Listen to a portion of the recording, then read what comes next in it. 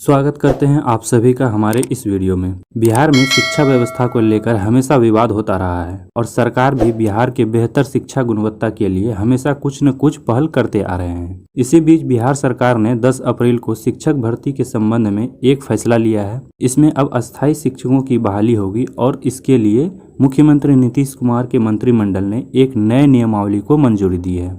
देखिए, बिहार में अस्थायी शिक्षकों की बहाली 2006 से पहले होता था। 2006 के बाद शिक्षकों का नियोजन कर मानदेय आधारित अस्थायी शिक्षकों की भर्ती किया जाने लगा, लेकिन इसमें शिक्षकों की योग्यता को लेकर विवाद खड़ा होने लगा। फिर साल 2012 के बाद इस नियोजन प्रक्रिया के तहत अस्थायी शिक्षकों की भर्ती की योग्यता में C-TET या B-TET पास होना अनिवार्य कर दिया गया। लेकिन ग्राम पंचायतों और नगर निकायों के माध्यम से नियोजन प्रक्रिया में सबसे बड़ी समस्या ये थी कि सभी पंचायतें और नगर निकाय की अलग अलग इकाई थी और अभ्यर्थी एक ही नियोजन प्रक्रिया में कई जगहों पर आवेदन करते थे, जिससे काउंसलिंग में अभ्यर्थी कौन सी इकाई में उपस्थित हो ये बड़ी समस्या थी। और साथ ही पंचायत और नगर निकाय प्रतिनिधियों पर गड़बड़ी के आरोप भी लगती थी। इन सभी समस्याओं को देखते हुए सरकार ने शिक्षक भर्ती प्रक्रिया में बदलाव करते हुए इस नए नियमावली को मंजूरी दी है। यहाँ तक तो आपको ये मालूम हो गया होगा इस नए शिक्षक भर्ती नियमावली की जरूरत क्यों थी। अब आइए जानते हैं कि इस नियमावली में क्या क्या इम्पोर्टेंट है। इस नियमावली में सबसे खास बात की बात करें तो इसके तहत अब अस्थायी शिक्षकों की बहाली नहीं होगी, बल्कि अस्थायी शिक्षकों की बहाली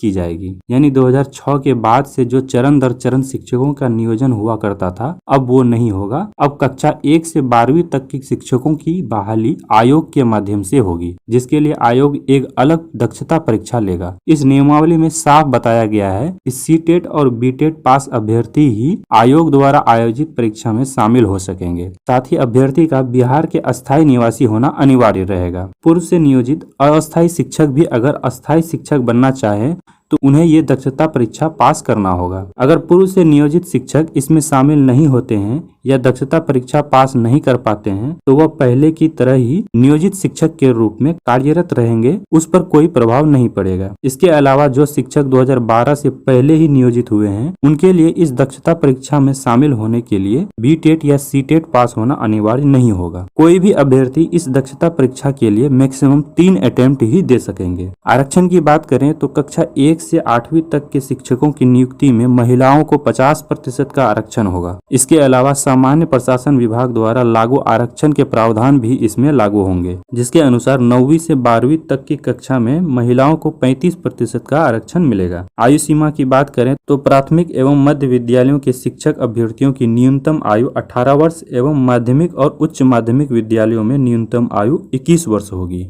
इस नियमावली के अनुसार नियुक्त शिक्षकों के सेवा काल में मृत्यु होने पर उनके आश्रित की अनुकंपा पर नियुक्ति के संबंध में अलग से प्रावधान तय किया जाएगा। आयोग के द्वारा बहाल किए गए शिक्षकों को राज्यकर्मी का दर्जा प्राप्त होगा। इसके अलावा राज्य सरकार के कर्मियों का महंगाई भत्ता 38% से बढ़ाकर 42% कर दिया गया है। इस निर्णय से राज्य सरकार का सालाना 1690 करोड़ अतिरिक्त खर्च होगा और इसका लाभ राज्य में 7.5 लाख से अधिक कर्मियों को मिलेगा। शिक्षकों की वैकेंसी की बात करें तो राज्य में विभिन्न कोटि के लगभग 3 लाख शिक्षकों के पद खाली है, जिनकी नियुक्ति अब आयोग के माध्यम से होगी। वहीं साल 2006 से लेकर अब तक 4.5 लाख से अधिक शिक्षकों की नियुक्ति ग्राम पंचायतें और नगर निकायों के माध्यम से हुई है। खाली पदों पर शिक्षकों की सीधी भर्ती के लिए शिक्षा विभाग शिक्षकों के रिक्त पदों की गणना कर रोस्टर क्लियरेंस के साथ सूची आयोग को भेजेंगे। इसके बाद विज्ञापन निकलेगा और फिर आयोग द्वारा संचालित परीक्षा के आधार पर नियुक्ति होगी।